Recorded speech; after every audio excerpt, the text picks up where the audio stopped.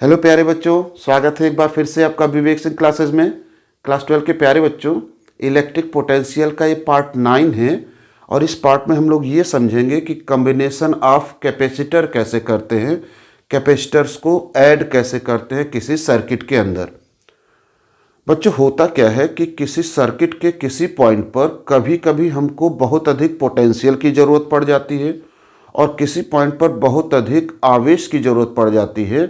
जितना आवेश और जितना पोटेंशियल किसी एक कैपेसिटर के द्वारा ग्रहण नहीं किया जा सकता है, किसी एक कैपेसिटर के द्वारा लिया नहीं जा सकता है। तो इस सिचुएशन में उन पॉइंट पर जो सिचुएशन है, जो कंडीशन है, उसको प्राप्त करने के लिए आपको एक से अधिक कैपेसिटर की रिक्वायरमेंट होती है, एक से अधिक कैपेसिटर की ज़रूरत होती है। और उन सिचुएशन को प्राप्त करने के लिए उन कैपेसिटर्स को आप दो अलग तरह से ऐड करते हो, दो अलग तरह से कंबाइन करते हो।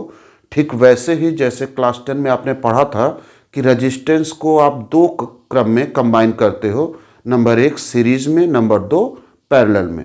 ठीक उसी तरह से इलेक्ट्रिक सर्किट के पॉइंट के जो भी रिक्वायरमेंट होते हैं उनको प्राप्त करने के लिए कैपेसिटर को भी दो क्रम में ऐड किए जाते हैं, नंबर 1 सीरीज में और नंबर 2 पैरेलल में। प्यारे बच्चों, इस वीडियो के इस पार्ट को शुरू कर रहे हैं इसी को समझाते हुए कि सीरीज में जब आप ऐड करते हो तो क्या क्या कंडीशन होते हैं और टोटल कैपेसिटर क्या मिलेंगे आपको। प्यारे बच्चों, मान लेते हैं कि मेरे पास 3 कैपेसिटर्स हैं।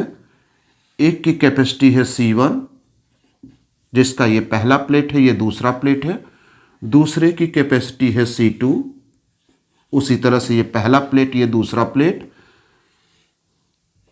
तीसरी कैपेसिटर है C3, जिसकी कैपेसिटी है, उसी तरह से ये पहला प्लेट है और दूसरा प्लेट है। और हम इस तरह से कंबाइन कर रहे हैं कि पहले कैपेसिटर का दूसरा प्लेट दूसरे कैपेसिटर के पहले प्लेट से ऐड हो रहा है। उसी तरह से दूसरे कैपेसिटर का दूसरा प्लेट अगले कैपेसिटर के पहले प्लेट से हमने कंबाइन किया, हमने जोड़ा। और जो पहला प्लेट था उसके पहले प्लेट को सोर्स के पॉजिटिव प्लेट से और जो लास्ट वाला था उसके लास्ट यानी कि सेकंड प्लेट को सोर्स के निगेटिव प्लेट से जोड़ दिया गया। इस तरह से जो कॉम्बिनेशन हमने किया है कैपेसिटर का, उस कॉम्बिनेशन को ही कहा जाता है सीरीज कॉम्बिनेशन। पहला पार्ट हम लोगों को पढ़ना है कॉम्बिनेशन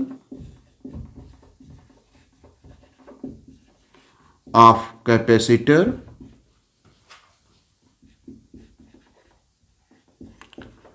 इन सीरीज। श्रेणी क्रम में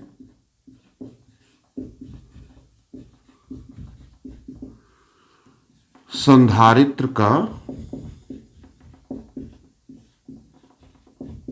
संयोजन।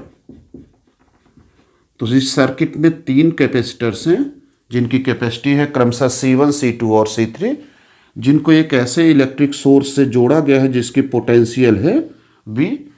बच्चों, सीरीज में जब हम कैपेसिटर को ऐड करते हैं तो क्या क्या प्रॉपर्टीज होती हैं इस सर्किट की, उसे चलो नोट डाउन करते हैं। फर्स्ट प्रॉपर्टी ये होती है कि जितने भी कैपेसिटर को आप सीरीज में ऐड करते हो उन सभी कैपेसिटर के प्लेट पर आवेश समान होता है, चार्ज समान होता है। मान लो बच्चों, ये जो सोर्स है इसने Q चार्ज दिया पूरे सर्किट में, तो ये जो Q चार्ज होगा वो पूरा का पूरा सभी प्लेटों पर समान रूप से वितरित होगा। यानी कि इस प्लेट पर अगर +Q है तो सेकंड प्लेट -Q, ठीक उसी तरह से ये +Q -Q +Q -Q। अर्थात क्या पहला सिचुएशन हुआ कि जब हम सीरीज में कॉम्बिनेशन करते हैं, सीरीज में कैपेसिटर को ऐड करते हैं, तो प्रत्येक कैपेसिटर्स पर चार्ज समान होते हैं, आवेश समान होता है और ये आवेश उतना ही होता है जितना सोर्स से निकलता है या जितना सोर्स देता है। ठीक, तो फर्स्ट पॉइंट क्या मिला कि प्रत्येक संधारित्र पर आवेश Q समान होता है, चाहे उसकी कैपेसिटी कुछ भी क्यों ना हो। सेकंड पॉइंट ये होता है, सेकंड विशेषता ये होती है कि कैपेसिटर के जो कैपेसिटी है उसके अनुसार अलग अलग कैपेसिटर का, अलग अलग संधारित्र का पोटेंशियल अलग अलग होता है। V1 मान लो पहले का पोटेंशियल है, V2 दूसरे का पोटेंशियल है, V3 तीसरे का पोटेंशियल है। तो आप सेकंड पॉइंट ये पाते हो कि श्रेणी क्रम में, सीरीज में, प्रत्येक संधारित्र पर विभव पोटेंशियल भिन्न भिन्न होता है। बच्चों इन छोटे छोटे पॉइंट्स को आप जरूर ध्यान में रखना, क्योंकि कैलकुलेशन में इन पॉइंट्स का यूज किया जाता है। और फाइनल थर्ड पॉइंट ये होता है कि ये जो पोटेंशियल्स हैं जो अलग अलग कैपेसिटर के टर्मिनल पर अलग अलग हैं, उनको अगर हम ऐड कर दें तो सोर्स के पोटेंशियल के सदैव इक्वल आएगा, यानी कि कुल पोटेंशियल स्रोत के का कुल विभव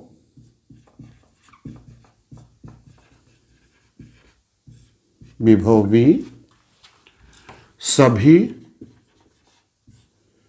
संधारित्र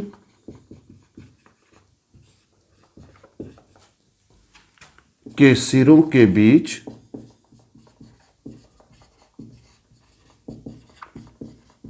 उत्पन्न विभव के योग के बराबर होता है। अर्थात इस पॉइंट का मतलब क्या है, इसको अगर हम मैथमेटिकली एक्सप्रेस करें, एक इक्वेशन से व्यक्त करें, तो क्या व्यक्त कर सकते हैं कि टोटल पोटेंशियल V जो है वो किसके इक्वल होगा, V1 plus V2 plus V3, जहाँ पर V1 V2 V3 क्या है, V1 है पहले कैपेसिटर के प्लेट के बीच में उत्पन्न विभवांतर, इसी तरह से V2 दूसरे के प्लेट के बीच में उत्पन्न विभवांतर, और V3 तीसरे संधारित्र के दोनों जो प्लेट हैं उनके बीच में उत्पन्न विभवांतर है। अब जरा इस फार्मूले का यूज करते हैं जिससे आप बहुत ज़्यादा फेमिलियर हो, आपको याद होगा C equal to Q by V. इस सूत्र से जरा V की वैल्यू निकालो तो क्या मिलेगा आपको, V equal to Q by C. और इस फार्मूले से हम पोटेंशियल्स कैलकुलेट करने चल रहे हैं, पोटेंशियल डिफरेंस निकालने चल रहे हैं तीनों कैपेसिटर्स के सिरों के बीच में। तो अगर हम निकालें C1 के सिरों के बीच या प्लेट के बीच में उत्पन्न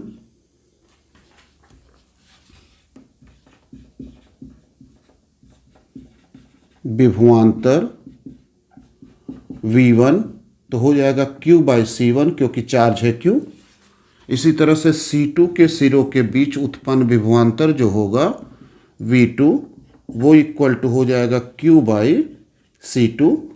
और सिमिलरली अगर हम तीसरे कैपेसिटर के सिरों के बीच में विभवांतर को कैलकुलेट करें तो V3 इक्वल टू हो जाएगा Q बाई C3। और इन तीनों वैल्यू को अगर इक्वेशन 1 में पुट करें तो हमको मिलेगा V equal to Q by C1 plus Q by C2 plus Q by C3। Q common करके इस साइड ट्रांसफर करें तो हो जाएगा V by Q equal to 1 by C1 plus 1 by C2 plus 1 by C3, equation number 2। बच्चों इस circuit में जो इलेक्ट्रिक सर्किट आपके सामने है उसमें 3 कैपेसिटर्स थे जिनको आपने इस तरह से ऐड किया था कि पहले का जो सेकंड प्लेट था वो दूसरे के पहले प्लेट से, इसी तरह से दूसरे का जो लास्ट प्लेट था वो अगले के पहले प्लेट से ऐड हुआ, यानी कि सीरीज में जोड़ा गया। अब बच्चों ऐसा करते हैं कि ये जो तीनों थे इनको हम हटा दे रहे हैं और इनके स्थान पर एक इस तरह सा एक इतने कैपेसिटी का कैपेसिटर लगा रहे हैं जो यही परफॉर्मेंस दे रहा है, जो यही काम कर रहा है, जो ये तीनों मिल करके कर रहे हैं। मतलब मेरे कहने का ये है, ये तीनों मिल करके क्या कर रहे हैं कि जब इनको क्यू चार्ज दे रहे हैं तो पोटेंशियल टोटल कितना डेवलप कर रहे हैं, V। तो उसी तरह से अगर हम इन तीनों को हटा करके इन तीनों के स्थान पर एक नया कैपेसिटर लगाएं जिसकी कैपेसिटी C हो और इसको उसी पोटेंशियल डिफरेंस के साथ V के साथ ऐड करें तो ये टोटल चार्ज Q ही ले जितना ये तीनों मिल करके ले रहे थे। यानी कि ये तीनों मिल करके जो काम कर रहे थे, यदि ये अकेला काम कर दे तो इसको हम कहेंगे इक्विवेलेंट कैपेसिटर, तुल्य धारिता। अब तुल्य धारिता अगर हम निकालें, यानी कि जो पहले कहे हैं उसको लिखा जाए कि यदि तीनों संधारित्रों के स्थान पर, जो हम लोगों ने सर्किट में लगाया है, स्थान पर एक कैपिटल C धारिता का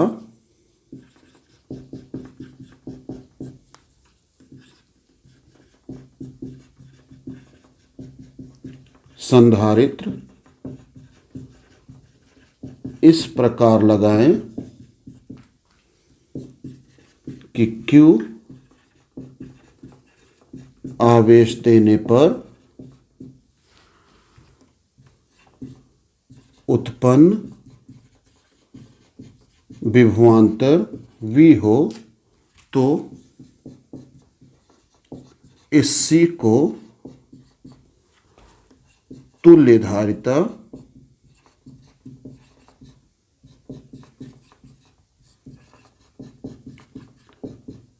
कहते हैं।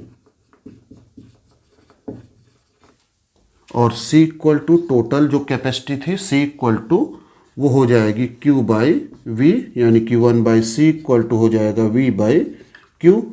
बच्चों ये जो टोटल धारिता थी जिसको हमने रिप्लेस कर दिया है एक कैपिटल C से, उसको कहा गया तुल्य धारिता, जिसकी कैपेसिटी थी कैपिटल T। तो इसको समझने के लिए यहाँ पर हम CT लिख दे रहे हैं, जिसका मतलब हो गया टोटल।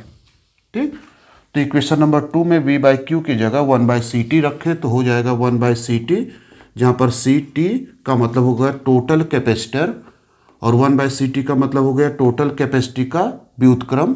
वो इक्वल टू हो जाएगा 1/C1 plus 1/C2 plus 1/C3, और ऐसे अगला जुड़ा होगा तो 1/C4 डॉट डॉट डॉट।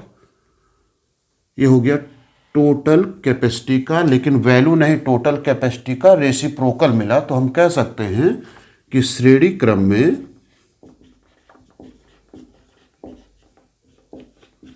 तुल्य धारिता, टोटल धारिता का व्युत्क्रम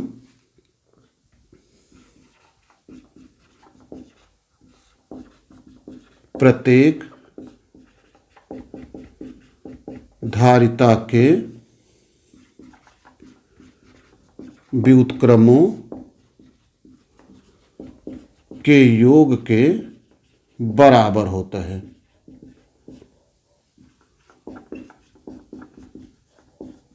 अगर आपको ध्यान आ रहा हो तो ये सेम सिचुएशन हमको मिला था रेजिस्टेंस के सिचुएशन में, लेकिन जब उसे पैरेलल ऐड किया गया था, जब उसे समांतर क्रम में जोड़ा गया था। तो इसको ऐसे भी याद कर सकते हो कि कैपेसिटर का श्रेणी क्रम में वो रिजल्ट मिलता है जो रेजिस्टेंस को समांतर क्रम में जोड़ने पर प्राप्त होता है, पैरेलल क्रम में कंबाइन करने से मिलता है। तो क्या मिला अगर श्रेणी क्रम में ऐड किया जाए?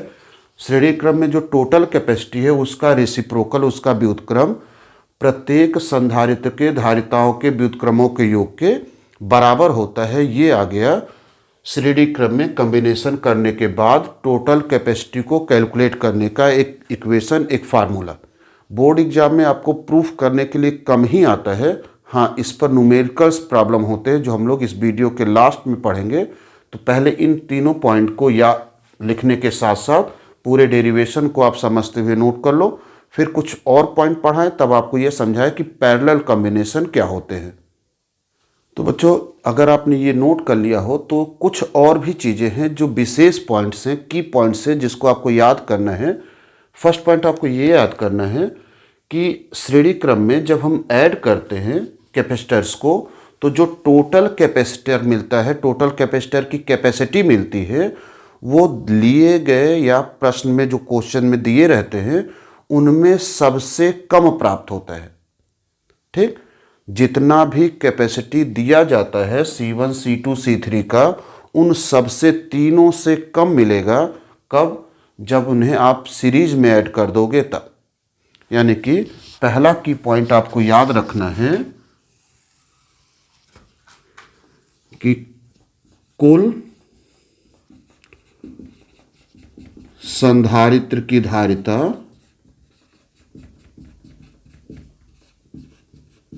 सभी की धारिताओं से कम होता है। ठीक, ये की पॉइंट आपको याद रखना है। सेकंड की पॉइंट आपको ये याद रखना है कि ये आखिर ऐड कहाँ करते हैं, इस कॉम्बिनेशन को लगाते कहाँ हैं। बच्चों, जैसा इस स्टार्टिंग में हमने कहा था कि दो रिक्वायरमेंट हमको सर्किट की पूरी करनी है। नंबर एक, सर्किट का पोटेंशियल किसी पॉइंट पर बहुत ज़्यादा है, उसको स्टोर करना है, और दूसरा कहीं पर आवेश बहुत ज़्यादा रखना है, उसको पूरा करना है। तो यहाँ पर हम तब यूज करते हैं जब हमको बहुत हाई पोटेंशियल को स्टोर करना होता है। तो हम करते क्या हैं, उस हाई पोटेंशियल V को अलग अलग छोटे छोटे पार्ट में स्टोर कर देते हैं, अलग अलग कैपेसिटर के अंदर। यानी कि इसका उपयोग कब करेंगे, जब उच्च विभव को स्टोर करना होता है, लेकिन एक के अंदर नहीं, अनेक के अंदर। तो सेकंड पॉइंट आपको याद रखना है कि इसका उपयोग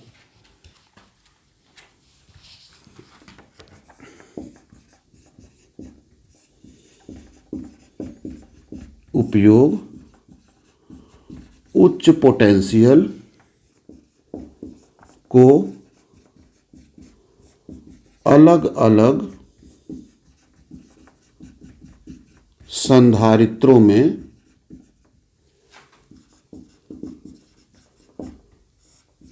संचित या वितरित करना है,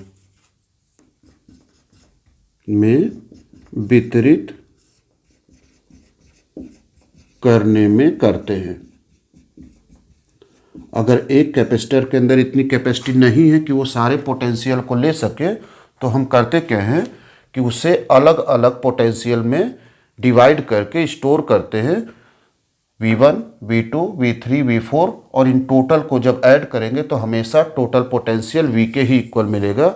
और लास्ट पॉइंट आपको ये याद रखना है कि जिसकी कैपेसिटी कम होगी उसके सिरों के बीच में पोटेंशियल ज़्यादा डेवलप होगा, क्योंकि Q कांस्टेंट है, Q हर कैपेसिटर के लिए समान है। तो Q अगर समान है तो पोटेंशियल डिफरेंस और कैपेसिटी के बीच में व्युत्क्रमानुपाती संबंध मिलेगा, जो आप कह सकते हो कि जो पोटेंशियल डिफरेंस है वो कैपेसिटी के व्युत्क्रमानुपाती, इसलिए जिसकी कैपेसिटी कम होगी उसके पोटेंशियल डिफरेंस की वैल्यू अधिक होगी। मतलब ये है कि जिस संधारित्र की धारिता कम होती है उसके सिरों के बीच अधिक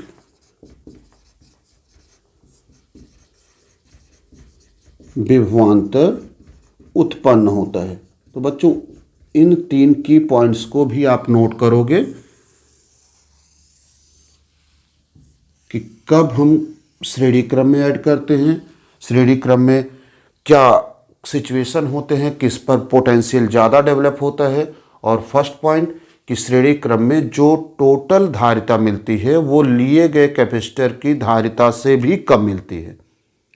तो आशा कर रहे हैं कि आपको ये पार्ट समझ में आया होगा कि सीरीज में अगर हम कंबाइन करते हैं कैपेसिटर्स का तो क्या क्या सिचुएशन, क्या क्या कंडीशन और क्या फार्मूला मिलता है, ये आपके दिमाग में स्टोर हो गया होगा। बच्चों, बढ़ते हैं आगे की तरफ और अब ये जानना की कोशिश करते हैं, ये समझने की कोशिश करते हैं कि अगर हम पैरेलल कॉम्बिनेशन करें तो क्या होगा। तो सेकंड पार्ट चलिए पढ़ते हैं, combination of capacitors in parallel. तो बच्चों, पैरेलल कॉम्बिनेशन कैसे अचीव करते हैं। जिस तरह से सीरीज कॉम्बिनेशन में हमने किया क्या था कि पहले कैपेसिटर के दूसरे प्लेट को दूसरे कैपेसिटर के पहले प्लेट से कंबाइन किया गया था, जोड़ा गया था। यहाँ पर हम क्या करेंगे कि सभी कैपेसिटर्स के पहले प्लेट को एक साथ और दूसरे प्लेट को एक साथ ऐड करेंगे तो जो कॉम्बिनेशन मिलेगा उसे हम कहेंगे पैरेलल कॉम्बिनेशन ऑफ कैपेसिटर्स। तो परिभाषा क्या होगी कि जब एक कैपेसिटर के पहले प्लेट को, दूसरे कैपेसिटर के पहले प्लेट को, तीसरे कैपेसिटर के पहले प्लेट को, यानी कि प्रत्येक कैपेसिटर्स के पहले प्लेट को एक साथ, ये पहला प्लेट हमने कंबाइन कर लिया, और दूसरे कैपेसिटर को एक साथ ऐड करते हैं, कंबाइन करते हैं, तो ये जो कॉम्बिनेशन का क्रम मिलता है इसे कहते हैं पैरेलल कॉम्बिनेशन ऑफ कैपेसिटर। तो पहले कैपेसिटर जिसकी कैपेसिटी है C1, दूसरा कैपेसिटर जिसकी कैपेसिटी है C2, तीसरा कैपेसिटर जिसकी कैपेसिटी है C3, इन तीनों के पहले प्लेट को हमने कंबाइन किया यहाँ पर, और इसी तरह से सेकेंड प्लेट को कंबाइन किया यहाँ पर। तो पहले प्लेट को एक साथ, दूसरे प्लेट को एक साथ कंबाइन करने से ये जो क्रम बना है इस क्रम को कहते हैं पैरेलल कॉम्बिनेशन। और इन दोनों टर्मिनल को अब हम सोर्स से ऐड कर दे रहे हैं जिसका पोटेंशियल V है। इस सिचुएशन में क्या होता है, इस सिचुएशन में होता क्या है कि हर कैपेसिटर के सिरों यानी कि प्लेट के बीच में जो पोटेंशियल डिफरेंस होता है वो सेम होता है, और कितना होगा, जितना आपने सोर्स लगाया था उन दोनों टर्मिनल, उन दोनों पॉइंट के बीच में, जिसके बीच में आपने पैरेलल कॉम्बिनेशन बनाया। तो इस पॉइंट के बीच में आपने पैरेलल कॉम्बिनेशन बनाया है, इसलिए इस पॉइंट के बीच में जो भी पोटेंशियल डिफरेंस होगा वही पोटेंशियल डिफरेंस हर कैपेसिटर के प्लेट के बीच में होगा। यानी कि यहाँ पर भी पोटेंशियल डिफरेंस V, यहाँ पर भी पोटेंशियल डिफरेंस V, और यहाँ पर भी पोटेंशियल डिफरेंस V होगा। तो फर्स्ट पॉइंट क्या मिलता है कि प्रत्येक संधारित्र के प्लेट के बीच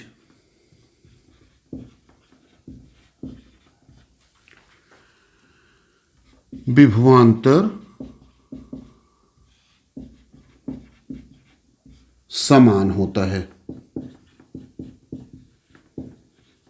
और कितना होगा, जितना टर्मिनल के बीच में लगा हुआ पोटेंशियल होगा उतना ही प्रत्येक संधारित्र के पोटेंशियल डिफरेंस जो प्लेट के बीच में डेवलप होगा वही सेम होगा। सेकेंड, जिस तरह से सीरीज में चार्ज समान रहता था उस तरह से यहाँ पर जो प्लेट के बीच में चार्ज होगा, प्लेटों पर जो चार्ज होगा, बीच में ना कहा जाए, वो डिफरेंट डिफरेंट होगा। तो पहले प्लेट पर अगर +Q1 चार्ज है तो दूसरे प्लेट पर -Q1 चार्ज होगा। इसी तरह से पहले प्लेट पर जो दूसरे कैपेसिटर का है उस पर अगर चार्ज डेवलप हो रहा है +Q2 तो सेकेंड प्लेट पर -Q2। इसी तरह से थर्ड के पहले प्लेट पर +Q3 और दूसरे प्लेट पर -Q3, क्योंकि पैरेलल प्लेट कैपेसिटर के या किसी कैपेसिटर के दोनों प्लेट पर इक्वल और अपोजिट चार्जेस होने चाहिए।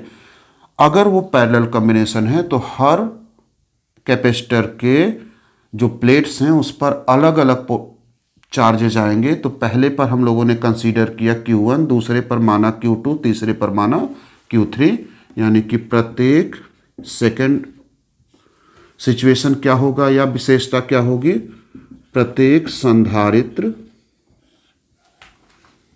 पर भिन्न भिन्न आवेश संचित होगा। तो बच्चों तीसरी विशेषता ये होगी कि ये जो अलग अलग आवेश हैं जो अलग अलग कैपेसिटर पर डेवलप हुए उनको अगर ऐड करें तो सोर्स से निकलने वाले टोटल आवेश के सदैव इक्वल होगा। तो स्रोत द्वारा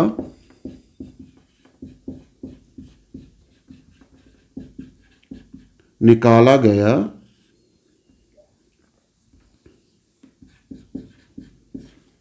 कुल आवेश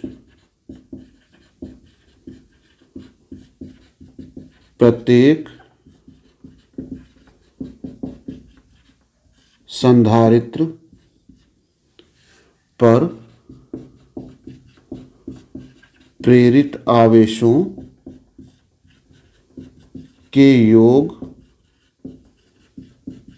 के बराबर होता है। जैसा हमने सीरीज में कहा कि इन तीनों पॉइंट्स को आप याद रखोगे जो न्यूमेरिकल को सॉल्व करने में मदद करेंगे, तो यहाँ पर भी इन तीनों कंडीशन, तीनों प्रॉपर्टीज़ को आप जरूर ध्यान में रखोगे। तो अगर हम इसको एक इक्वेशन से रिप्रेजेंट करें तो कहेंगे total charge Q equal to होगा Q1 Q2 Q3, जहाँ पर Q1 पहले कैपेसिटर पर प्रेरित आवेश है, दूसरे कैपेसिटर पर प्रेरित आवेश Q2 और तीसरे कैपेसिटर पर प्रेरित आवेश Q3 है। C equal to Q by V वाले फार्मूले से जरा Q की वैल्यू निकालो तो आपको मिलेगा C इंटू V। अतः पहले कैपेसिटर C1 पर संचित आवेश, कितना आवेश स्टोर होगा वो हम कैलकुलेट कर सकते हैं इस फार्मूले से Q equal to C V से। Q1 इक्वल टू हो जाएगा C1 इंटू वी। इसी तरह से C2 पर संचित आवेश Q2 बराबर हो जाएगा C2 इंटू वी, और C3 पर संचित आवेश हो जाएगा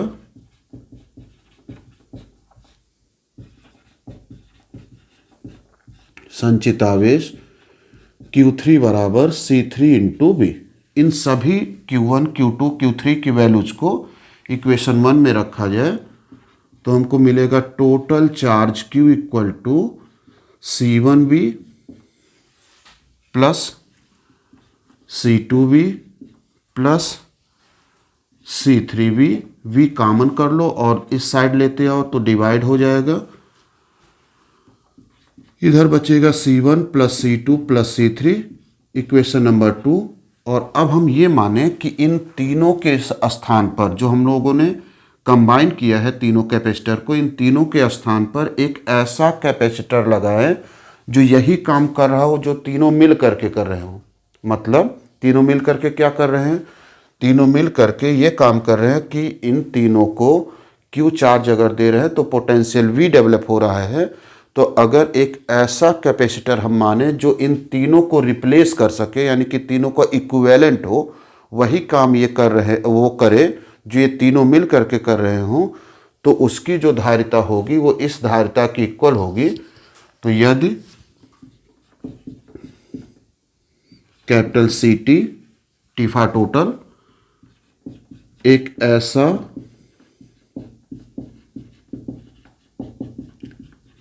संधारित्र हो जो इन तीनों के समतुल्य हो, इक्विवेलेंट हो, तो CT को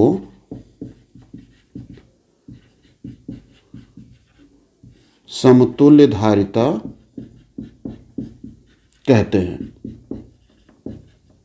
और CT की वैल्यू, टोटल वैल्यू क्या हो जाएगी, total charge Q divided by total potential V। तो अगर हम इक्वेशन नंबर 2 में पुट करें तो CT यानी कि टोटल कैपेसिटी की वैल्यू आएगी C1 plus C2 plus C3। ये सेम वही है जो रजिस्टेंस को सीरीज में ऐड करने पर आता है, R equal to R1 plus R2 plus R3। तो आप ऐसे याद करोगे कि जो रजिस्टेंस का रिजल्ट था, चूंकि क्लास 10 में आप उसे याद करे होगे, तो जो रजिस्टेंस का रिजल्ट था सेम उसी रिजल्ट को अगर हम उलट दें, यानी कि समांतर वाले को श्रेणी में और श्रेणी वाले को समांतर में लगा दें, तो कैपेसिटर का सिचुएशन प्राप्त हो जाता है। तो आपको फार्मूला याद करने में कोई तकलीफ, कोई परेशानी नहीं होगी। तो समांतर क्रम में टोटल कैपेसिटी आएगी C1 plus C2 plus C3। मतलब ये है कि समांतर क्रम में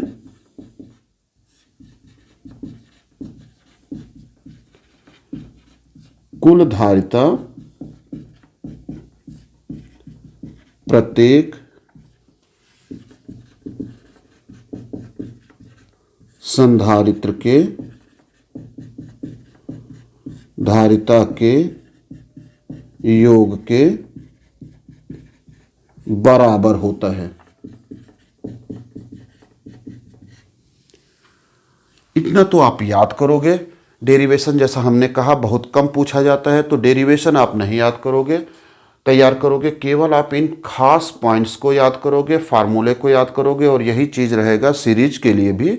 उनकी जो विशेषताएं थी वो आपके दिमाग में रहे, फार्मूला आपके दिमाग में रहे, और जो की पॉइंट है वो ये है कि इसे हम कब लगाएंगे। तो अगर आपको याद हो, शुरुआत में हमने आपसे कहा था कि पोटेंशियल हमको स्टोर कराना है, हमको चार्ज स्टोर कराना है, और आपको ये बता चुके कि सीरीज में हमारा काम क्या होता है कि हम हाई पोटेंशियल को जो किसी एक कैपेसिटर के द्वारा स्टोर नहीं हो सकता है उसे हम सीरीज में अलग अलग टुकड़ों में बांट करके स्टोर करा लेते हैं।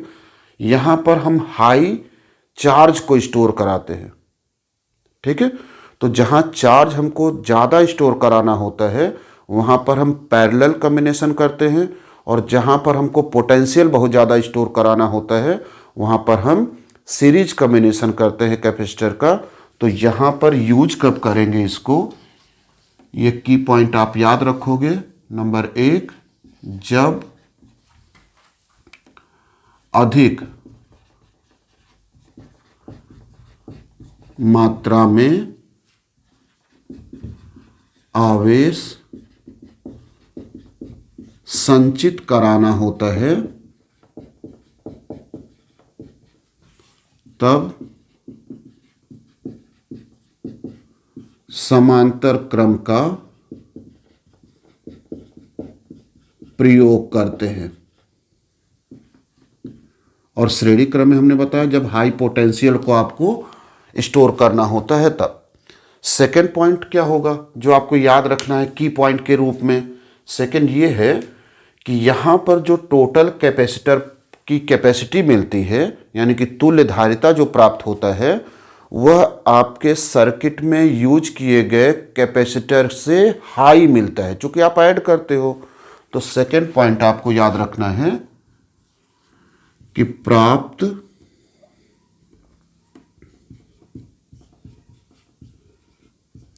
तुल्य धारिता प्रत्येक धारिता से सदैव अधिक होती है। और थर्ड पॉइंट आपको याद रखना है कि जो C है, चूंकि यहां पर पोटेंशियल सबका सेम होता है, तो आप देखो पोटेंशियल अगर सेम होगा तो Q और C के बीच में प्रोपोर्शनल का रिलेशन होगा, यानी कि Q प्रोपोर्शनल टू C, अर्थात जिसकी धारिता ज़्यादा होगी उस पर ज़्यादा आवेश संचित होगा, जिसकी कैपेसिटी कम होगी उस पर कम आवेश संचित होगा। तो अधिक धारिता वाले संधारित्र पर अधिक आवेश और कम धारिता वाले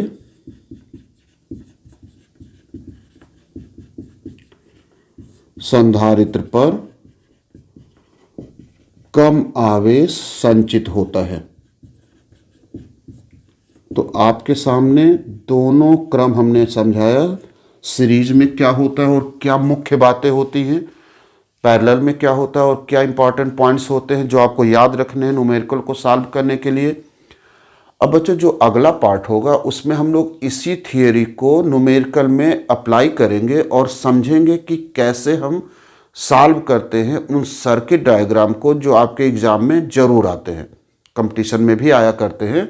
तो पहले हम आपको समझाएंगे छोटे सर्किट को, और फिर उसकी सहायता से हम बड़े सर्किट को सॉल्व करना सिखाएंगे कि कैसे आप इन कॉन्सेप्ट को सर्किट में अप्लाई करोगे। तो प्यारे बच्चों, आपके सामने एक क्वेश्चन है जिसमें कुल 100 पिकोफैरेड, 200 पिकोफैरेड, 200 पिकोफैरेड और 200 पिकोफैरेड के 4 कैपेसिटर को 200 वोल्ट के साथ जोड़ा गया है। आपको इस सर्किट डायग्राम से कैलकुलेट क्या करना है? नंबर 1, इस टोटल संयोजन की कुल धारिता कितनी है? सेकेंड, 100 पिकोफैरेड कहीं लगा होगा, ये वाला है, इस पर आवेश कितना है और टोटल संचित ऊर्जा कितनी है? ठीक है, तो सबसे पहले चलो ये कैलकुलेट किया जाए कि संयोजन की कुल धारिता कितनी है।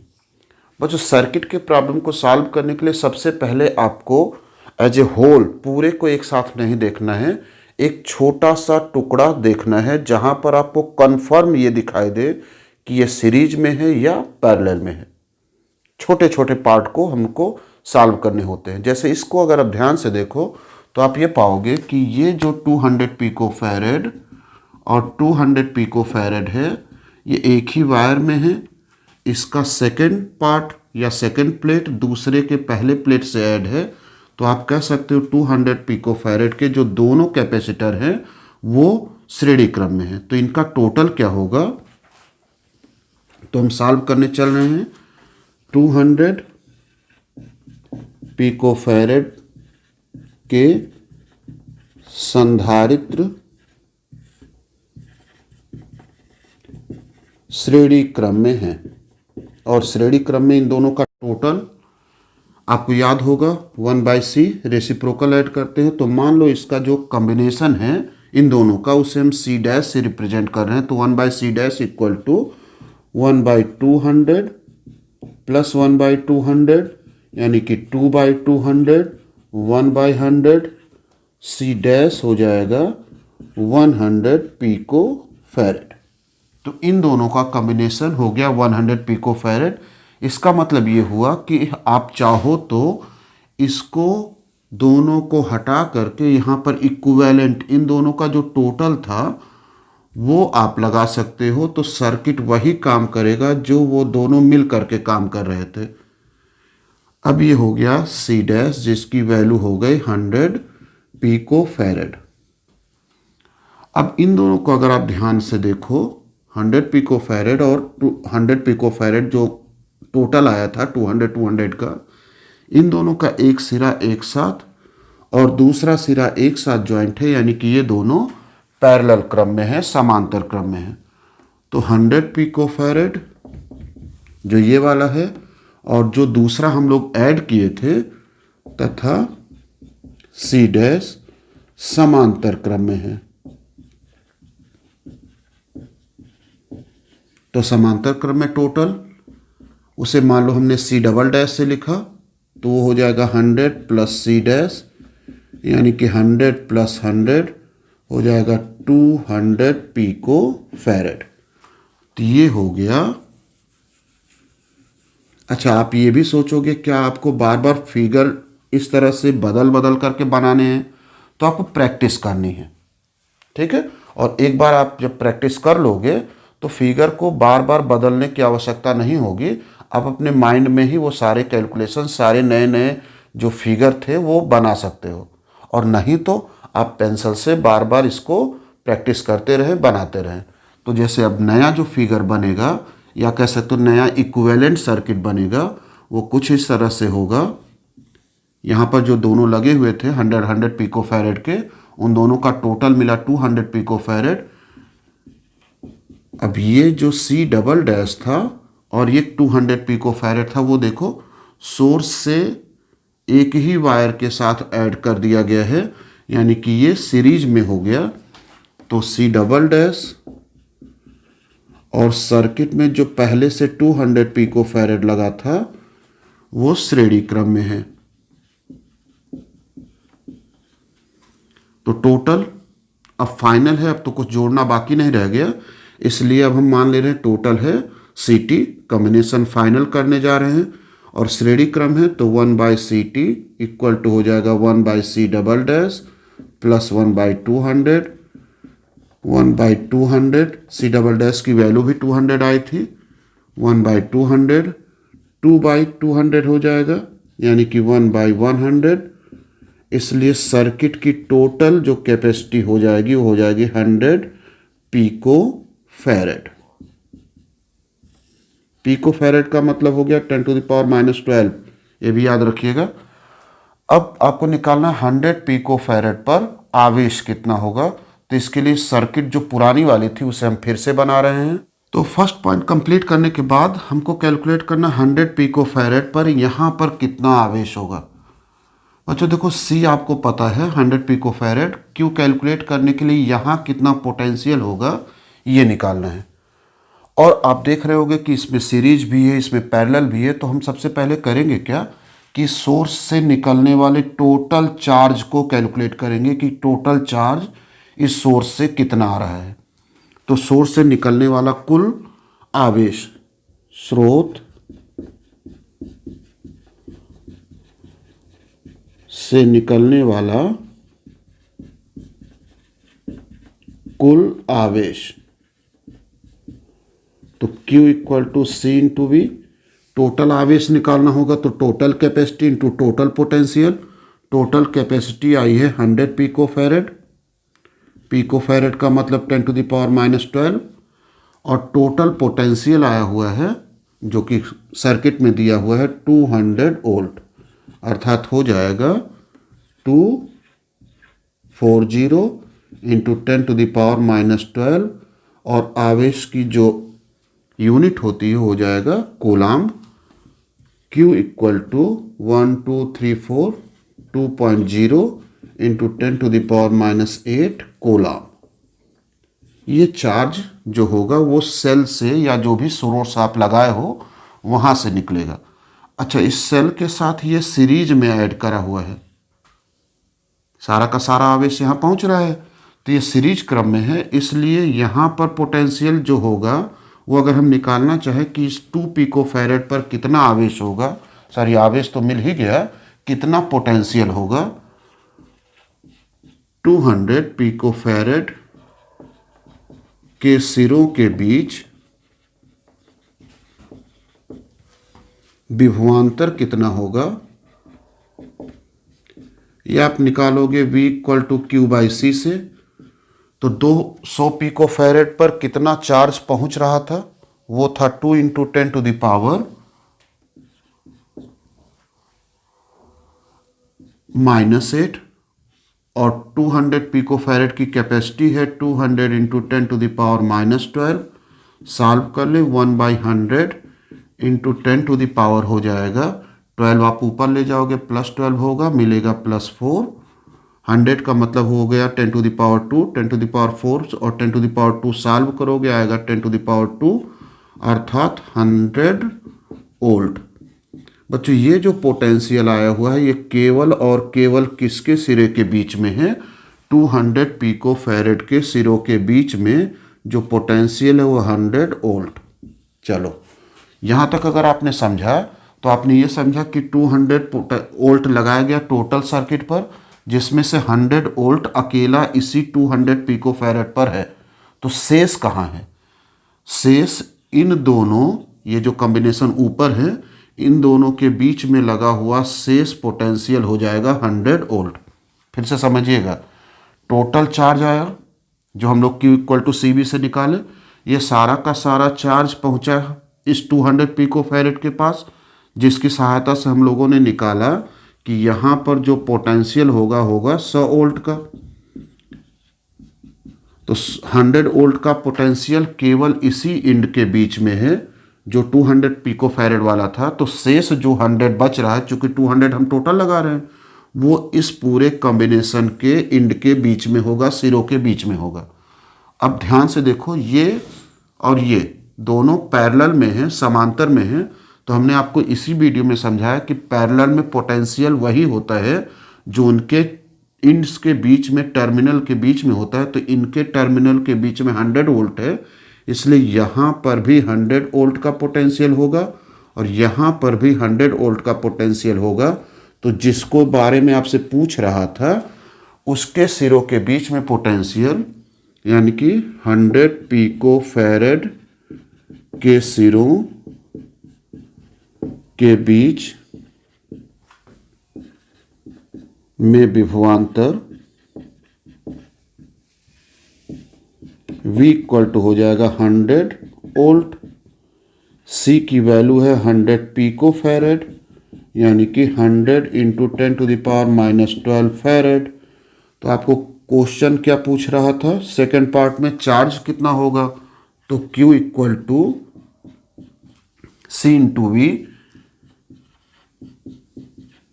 C की वैल्यू पुट किए, V की वैल्यू पुट किए, Q इक्वल टू हो जाएगा 1.0 इंटू 10⁻12340 यानी कि 10⁻⁻8 कोलॉम्ब इतना चार्ज होगा जो सबसे ऊपर लगा हुआ है 100 पिकोफैरेड इसके सिरों के बीच।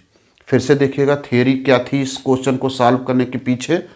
यहाँ से चार्ज निकला, वो चार्ज यहाँ पहुँचा, इस चार्ज की सहायता से हमने इस यहाँ पर जो पोटेंशियल था वो कैलकुलेट किए जो आया 100 वोल्ट।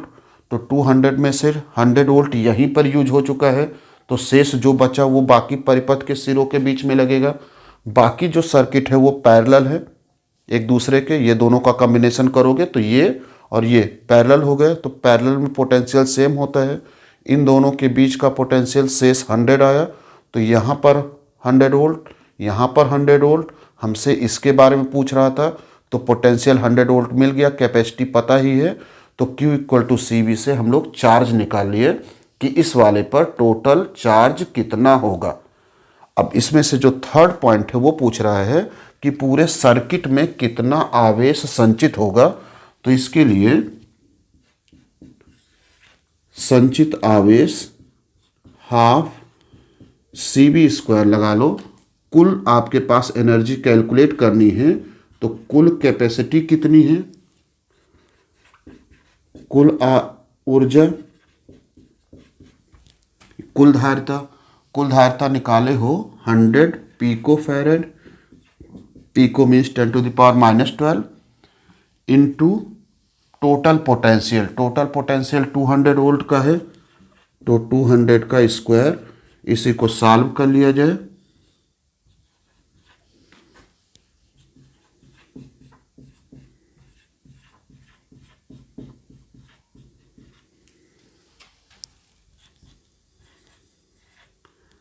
जीरो हो जाएगा 1 2 3 4 5, 1 2 3 4 5, 10⁻⁻12। एक बार फिर से कैलकुलेशन चेक कर लो, 4 0 50, 1 2 3 4 5, 4 5 जा 20, तो टोटल जीरो हो जाएगा 2 2 2 6 हो गया, यानी कि 2.0 इंटू 10⁻⁻6 जूल।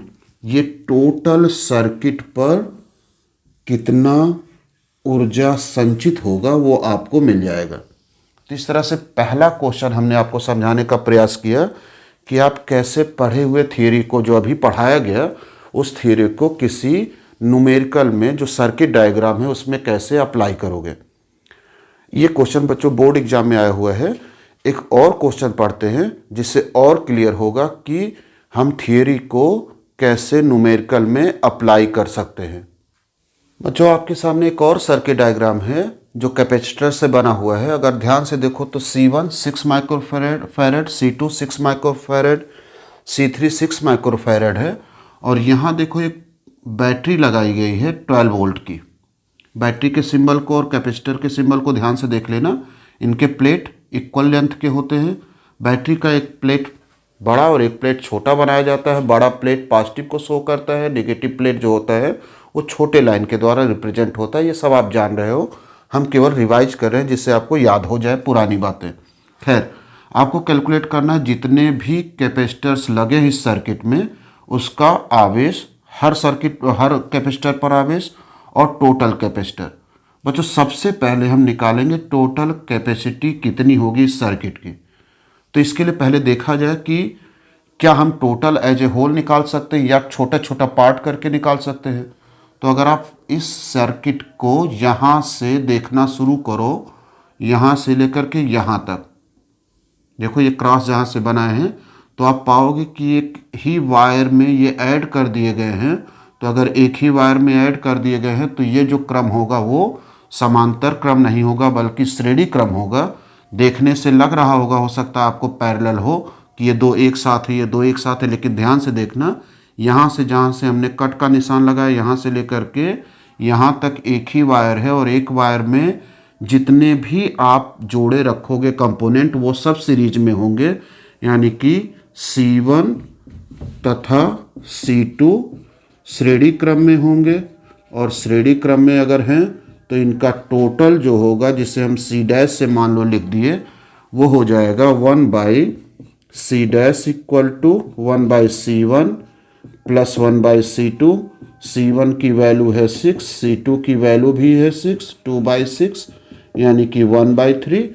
तो टोटल वैल्यू आ जाएगी 3 माइक्रोफैरेड। लेकिन ये जो 3 माइक्रोफैरेड आया हुआ है ये इन दोनों का टोटल कॉम्बिनेशन है, टोटल वैल्यू है। तो हम इसे रिप्लेस कर दे रहे हैं किससे? 3 माइक्रोफैरेड से, जो किसके किसके बीच में लगा होगा? इन दोनों क्रॉस के बीच में लगा होगा, जहां तक वो सीरीज में ऐड किए गए थे, श्रेणी क्रम में थे। ये सी डैश हो गया, वैल्यू हो गया 3 माइक्रोफैरेड। अब जरा देखो कि ये 6 माइक्रोफैरेड और 3 माइक्रोफैरेड किस क्रम में है। तो इस कैपेसिटर का एक सिरा जो आप देख रहे होगे जिस पर हमने ट्रिक लगाया, और इस कैपेसिटर का एक सिरा दोनों एक साथ यहाँ पर पॉजिटिव टर्मिनल से जुड़े हुए हैं, और दूसरा जो सिरा है वो एक साथ नेगेटिव टर्मिनल के साथ जुड़ा हुआ है। इसका मतलब C3 और C डैश दोनों समांतर क्रम में हैं। तो C डैश तथा C3 समांतर क्रम में हैं। क्यों समांतर क्रम में हैं?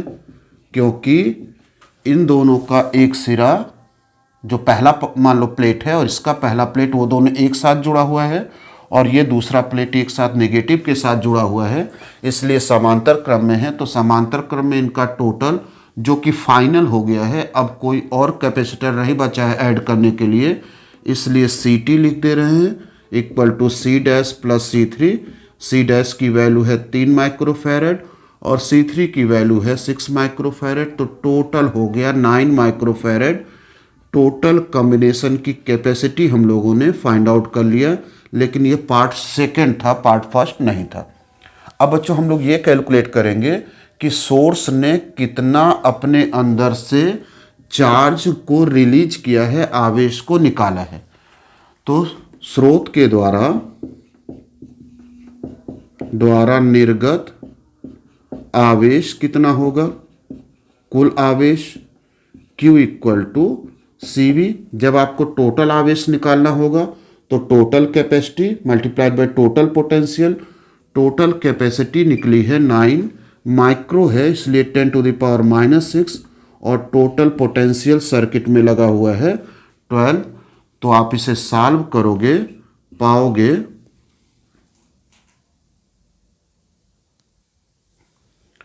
108 × 10⁻⁻6, और आवेश का जो यूनिट होगा कूलम, अर्थात हो जाएगा Q इक्वल टू 1.08 × 10⁻⁻4 कूलम का टोटल चार्ज रिलीज होगा इस बैटरी से जो 12 वोल्ट की है।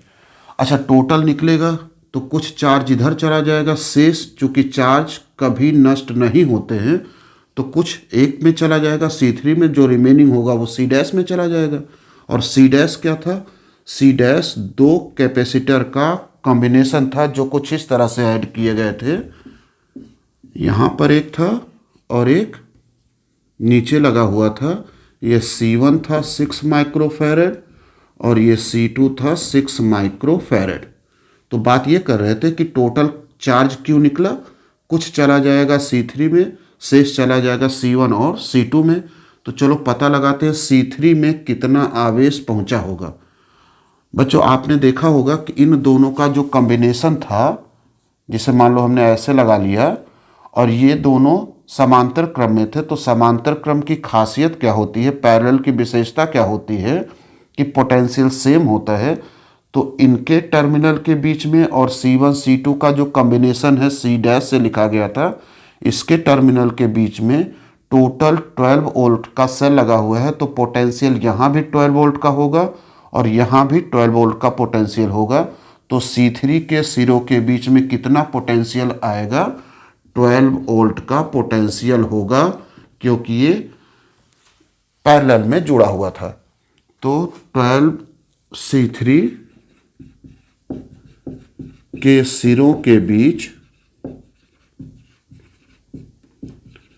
विभवांतर कितना होगा? पैरेलल में पोटेंशियल सेम होता है तो 12 वोल्ट का। ठीक, कैपेसिटी गिवन है, चार्ज निकालना था तो C3 पर चार्ज कितना होगा? C3 पर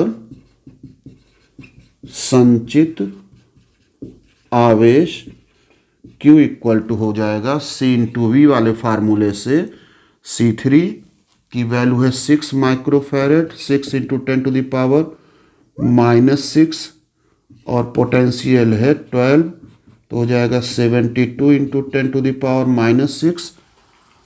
तो Q इक्वल टू हो जाएगा 7.2 × 10⁻5 कूलम्ब का, या आप लिख सकते हो, अभी ज़रूरत हमको पड़ेगा, 7.2 × 10⁻⁻4 कूलम्ब का चार्ज होगा किसके सिरों पर? Q3 के सिरों पर, C3 के सिरों पर। अच्छा, यहाँ से टोटल में से कितना चार्ज इधर निकल गया है उसकी वैल्यू है 0.72 × 10⁻⁻4 कूलम्ब का चार्ज इधर चला गया। टोटल चार्ज जो था वो आया हुआ है 1.08 × 10⁻⁻4 कूलम्ब। तो टोटल में से इतना अगर माइनस कर दे तो इधर कितना आवेश जा रहा है वो मिल जाएगा। अब एक और समस्या है, पूछ रहा है प्रत्येक संधारित्र पर आवेश कितना होगा। तो मान लो माइनस करने के बाद यहाँ पर आ गया x कूलम्ब का चार्ज, और अगर आप ध्यान से देखो तो ये दोनों C1 और C2 सीरीज में जुड़े थे, और सीरीज में अगर जुड़े होते तो सीरीज की खासियत क्या होती है कि जो चार्ज जाता है वो सब में सेम होता है। तो चार्ज यहाँ से अगर x कूलम्ब जा रहा है, जो कि दोनों के डिफरेंस से निकला था, तो x कूलम्ब यहाँ भी होगा और x कूलम्ब यहाँ भी होगा। तो अब हम निकालने चल रहे हैं कि दूसरे तरफ C2 और C1 पर कितना आवेश जाएगा। जितना C1 पर होगा उतना C2 पर होगा, क्योंकि ये दोनों सीरीज में हैं। तो C1 तथा C2 श्रेणी क्रम में हैं, अतः आवेश समान होंगे, अतः समान आवेश होंगे। और कितने आवेश होंगे तथा कितना आवेश होगा वो आप कैसे निकालोगे? टोटल 1.08 × 10⁻⁻4 में से कितना आवेश C3 में चला गया था? 0.72 × 10⁻⁻4। माइनस कर लो, चूँकि पावर सेम है इसलिए आप माइनस कर सकते हो, इसीलिए यहाँ पर हमने पॉइंट को एक नंबर आगे ले आया। तो 10⁻⁻4, 8 में से आप 2 माइनस करोगे 6, 10 में से 7 जाएगा 3.0। ये हो गया किसके सिरों के बीच आवेश? C1 और C2। तो फाइनल आंसर क्या होगा? C1 पर आवेश कितना संचित आवेश था? 0.36 × 10⁻⁻4 कूलम्ब। C2 पर भी आवेश उतना ही होगा, क्योंकि श्रेणी क्रम में है, सीरीज में है, और सीरीज में आवेश समान होता है। C3 पर पोटेंशियल सेम था, उसकी सहायता से आवेश निकाला गया, जो कि आया 0.72 × 10⁻⁻4 कूलम्ब।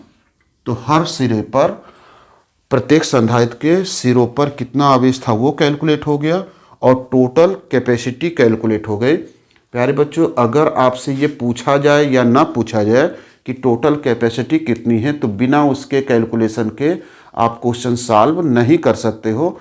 तो टोटल कैपेसिटी यहाँ पार्ट 2 में पूछा गया था, लेकिन बिना इसके हम क्वेश्चन नहीं सॉल्व कर सकते हैं। इसलिए सबसे पहले टोटल कैपेसिटी ही निकाली गई, चाहे वो पार्ट 2 में पूछा गया हो, चाहे पार्ट 1 में पूछा गया हो या ना पूछा गया हो, टोटल कैपेसिटी आपको निकालनी ही होती है। बच्चों, जैसा अभी समझा रहे थे, आपसे टोटल कैपेसिटी पूछी जाए ना पूछी जाए, पार्ट 2 में पूछा जाए, पार्ट 3 में पूछा जाए, आपको निकालना है सबसे पहले टोटल कैपेसिटी। इस सर्किट डायग्राम को अगर ध्यान से देखो तो इसमें आपको केवल एक ही पार्ट, केवल एक क्वेश्चन पूछा गया है कि कहीं 5 माइक्रोफैरेड का एक कैपेसिटर लगा है, उस पर टोटल आवेश कितना होगा। आपसे टोटल C नहीं पूछा है, टोटल कैपेसिटी नहीं पूछा है, लेकिन आपको टोटल कैपेसिटी निकालना होगा। तो सबसे पहले इस सर्किट का टोटल कैपेसिटी निकालते हैं कि कितना C का वैल्यू होगा। अगर इसको ध्यान से देखो तो आप देखोगे कि 1 माइक्रोफैरेड और 5 माइक्रोफैरेड जो यहाँ लगे हुए हैं, ये दोनों पैरेलल में हैं, समांतर में हैं। तो इनका combination C dash equal to हो जाएगा 1 माइक्रोफैरेड प्लस 5 माइक्रोफैरेड यानी कि 6 माइक्रोफैरेड। चलो इसको हटाते हैं और यहाँ पर इन दोनों का इक्विवेलेंट लगाते हैं, समतुल्य लगाते हैं, टोटल लगाते हैं, जिसकी वैल्यू आई है 6 माइक्रोफैरेड और जिसका नाम रखा गया है सी डैश।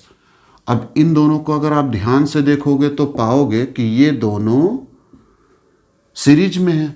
तो सीरीज में मान लो इनका दोनों का टोटल सी डबल डैश है, तो 1/c double dash equal to 1/3 plus 1/6, 6 LCM हो जाएगा 2 + 1, 3/6, 1/2, सी डबल डैश हो जाएगा 2 माइक्रोफैरेड।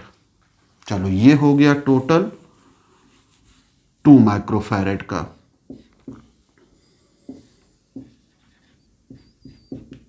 सी डबल डैश। अब ये दोनों जो फाइनल है, अब कुछ नहीं बचेगा, इन दोनों का एक एक टर्मिनल यहाँ पर, दूसरा टर्मिनल यहाँ पर ऐड कर दिया गया है, यानी कि ये दोनों पैरेलल में है, समांतर में है। तो फाइनल टोटल कैपेसिटेंस हो जाएगा इस कॉम्बिनेशन का 2 + 4 यानी कि 6 माइक्रोफैरेड। पूछा नहीं गया था लेकिन हमको निकालना पड़ा कि कितना होगा। अब बात आवेश की कर रहा है, तो टोटल इस सेल के द्वारा, इस सोर्स के द्वारा कितना आवेश निकलेगा ये भी कैलकुलेट कर लिया जाए। ठीक। अच्छा, उससे पहले ये भी देख लो कि ये समय जो फाइनल फिगर आपके सामने है, ये और ये वाली लाइन एक दूसरे के समांतर क्रम में ऐड है, इसलिए यहाँ पर जो पोटेंशियल होगा वही पोटेंशियल इन सिरे के बीच में होगा। इस चीज़ को आप ध्यान में रखना। ये दोनों टर्मिनल और ये दोनों टर्मिनल एक दूसरे के पैरेलल हैं, इसलिए पोटेंशियल सेम होगा। तो इनके बीच का पोटेंशियल है 6, तो यहाँ पर भी पोटेंशियल डिफरेंस हो जाएगा 6 वोल्ट का। तो प्यारे बच्चों, ये समझने के बाद कि इन सिरे के बीच में 6 वोल्ट का पोटेंशियल डिफरेंस होगा, यहाँ पर 6 वोल्ट का पोटेंशियल डिफरेंस होगा। अब हम ये कैलकुलेट करेंगे कि यहाँ पर जो कॉम्बिनेशन था, यहाँ पर टोटल 3 लगे थे ना, उसका जो कॉम्बिनेशन 2 माइक्रोफैरेड है उससे कितना आवेश होकर के जाएगा। तो कैसे निकालेंगे? यहाँ पर जो वायर है इसके बीच में टोटल कैपेसिटर जो लगा हुआ है उसकी वैल्यू है कैपेसिटी की 2 माइक्रोफैरेड और पोटेंशियल है 6 वोल्ट। तो 2 माइक्रोफैरेड से जाने वाला आवेश, या यूं कहे 2 माइक्रोफैरेड पर संचित आवेश, वो कैसे निकालेंगे? Q = C × V से। C की वैल्यू है 2 × 10⁻⁻⁶, पोटेंशियल है 6, यानी कि टोटल चार्ज जो 2 माइक्रोफैरेड पर होगा 12 × 10⁻⁻6 कूलम। अच्छा, यहाँ पर अगर आप ध्यान से देखो तो फिगर में क्या क्या था इस वायर में? यहाँ पर एक कैपेसिटर था, यहाँ पर 2 कैपेसिटर लगे हुए थे। इस कैपेसिटर की वैल्यू 1 माइक्रोफैरेड थी, यहाँ पर वैल्यू 5 माइक्रोफैरेड थी, इसकी वैल्यू थी 3 माइक्रोफैरेड। 3 माइक्रोफैरेड, ठीक है, 1 माइक्रोफैरेड और 5 माइक्रोफैरेड। टोटल चार्ज कितना जा रहा था वो हम लोग निकाले 12 × 10⁻⁻6। आप देखो बच्चों कि ये सीरीज में है, तो सीरीज में है तो चार्ज जो टोटल जाएगा वो यहाँ पर भी होगा, यहाँ पर भी होगा। यहाँ पर तो 2 पार्ट में डिवाइड हो जाएगा, वो अलग की बात है, लेकिन 3 माइक्रोफैरेड पर टोटल चार्ज जितना जा रहा है वही संचित होगा।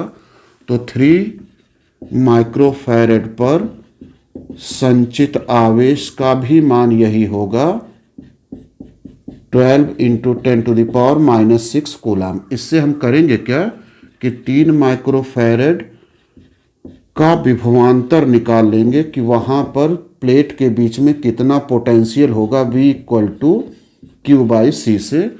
चूँकि Q = C भी होगा तो V = हो जाएगा Q/C। कितना चार्ज था? 12 × 10⁻⁻6 और कैपेसिटी है 3 × 10⁻⁻6, ये हो गया 4 वोल्ट। फिगर को जल्दी से ध्यान से देखो, टोटल पोटेंशियल है 6 वोल्ट, 4 वोल्ट यहीं लग गया, तो ये जो दोनों हैं इसके बीच में लगेगा 2 वोल्ट। और वो दोनों किस क्रम में हैं? समांतर क्रम में हैं। इसीलिए चूंकि 5 माइक्रोफैरेड तथा 1 माइक्रोफैरेड समांतर क्रम में हैं, इसलिए इनके बीच का विभवांतर वो हो जाएगा 6 volt minus 4 volt equal to 2 volt. 2 volt इस 5 पर भी होगा, इस 1 पर भी होगा। 5 के बारे में सब कुछ पता चल गया तो हम लोग Q कैलकुलेट कर सकते हैं जो क्वेश्चन पूछा गया था। अतः 5 माइक्रोफैरेड पर संचित आवेश Q equal to C into V. Q C की वैल्यू है 5 micro 10 to the power minus 6। Potential था 2 वोल्ट का, तो चार्ज जो संचित हो जाएगा 10 into 10 to the power minus 6 coulomb का, या कह सकते हो 1 पॉइंट को अगर एक नंबर आगे ले आओ 10 to the power minus 5 coulomb का। अच्छा बच्चों, अगर आपसे ये पूछे कि 1 माइक्रोफैरेड पर कितना आवेश होगा तो बड़े आसानी से, अब कैलकुलेशन आपको ज़्यादा नहीं करना है। टोटल आवेश था 12 into 10 to the power minus 6। इससे आवेश है इस पर 10 into 10 to the power minus 6 coulomb का। तो जो शेष है वो ऊपर वाले में चला जाएगा। 2 into 10 to the power minus 6 coulomb का आवेश ऊपर वाले में, यहाँ पर 5 वाले में 10 into 10 to the power minus 6 coulomb का, 3 वाले में 12 into 10 to the power minus 6 coulomb का। यहाँ पर भी चाहो तो आवेश आप निकाल सकते हो। पोटेंशियल है 6 और कैपेसिटी है 4, तो Q इक्वल टू CV से इसका भी आप निकाल सकते हो। 4 into 10 to the power minus 6 पूछा कुछ नहीं गया है, ये सारी चीज़ें बस आपको समझाने के लिए। 24 into 10 to the power minus 6 coulomb का चार्ज यहाँ पर भी हो जाएगा। तो अगर इस लास्ट क्वेश्चन को प्यारे बच्चों आपने ध्यान से समझा होगा तो आपको न्यूमेरिकल जो सर्किट पर बेस्ड न्यूमेरिकल्स होते हैं वो कैलकुलेट कर सकते हो बड़े आसानी से। प्यारे बच्चों, जो अगला पार्ट होगा उसमें हम लोग कुछ और न्यूमेरिकल्स को सॉल्व करेंगे। इसी टाइप के न्यूमेरिकल होंगे लेकिन उसका स्टैंडर्ड थोड़ा सा हाई होगा, और कुछ आपके लिए NCERT के क्वेश्चंस को भी हम सॉल्व करेंगे। तब तक आप अपने पर ध्यान देते रहिएगा, पढ़ते रखिएगा। मिलते हैं नेक्स्ट वीडियो में, तब तक के लिए बाय बाय, टेक केयर।